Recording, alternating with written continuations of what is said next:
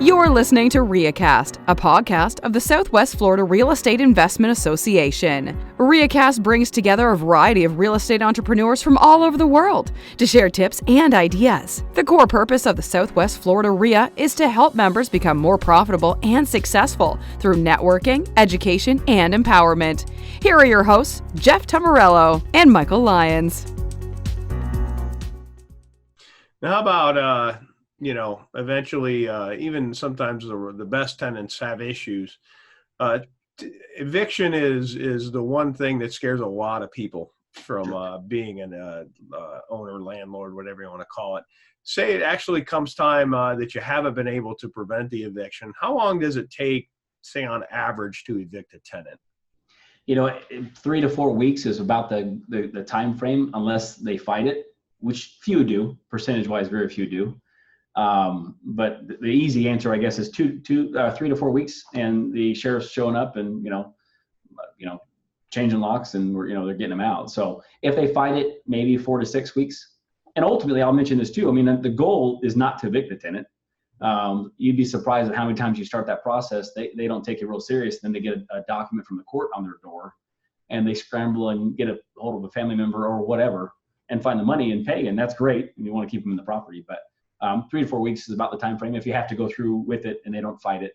I've been to the court a handful of times where they've argued it. And the weird thing is, if they haven't paid rent, there's really no argument. But sometimes they'll still just for whatever reason, try to argue it.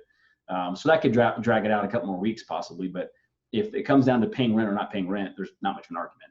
Yeah, what I learned the hard way was never do a 2-count eviction. The first time I went to evict somebody, I was really upset, mad she hadn't paid me. And I did the 2-count eviction, which is possession of the property and a judgment. And because you're asking for a judgment, they have a right to a hearing whether they've paid the rent or not. Mm-hmm. And I ended up elongating my vacancy that made me so mad in the beginning. And after that, I'm never do. I do a 2-count eviction. There's always a 1-count. Just give me my property back. Well, I'll mention this too. Not to. I think this is worth mentioning. Technically, as far as I'm aware of, I'm not an attorney, but as far as I know, they should not get a hearing on a normal eviction if they don't put money in the register at the court.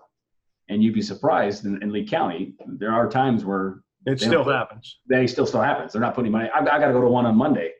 They haven't paid anything in the court, and they gave them a hearing. So that part's kind of frustrating because that's out of our control. But generally speaking, if you are nervous about buying investment property because of evictions, there's really not much to it. If you've done everything on your end to cover yourself, and the goal is not to evict someone, it's to get their money paid and have the property maintained. You want to avoid evictions.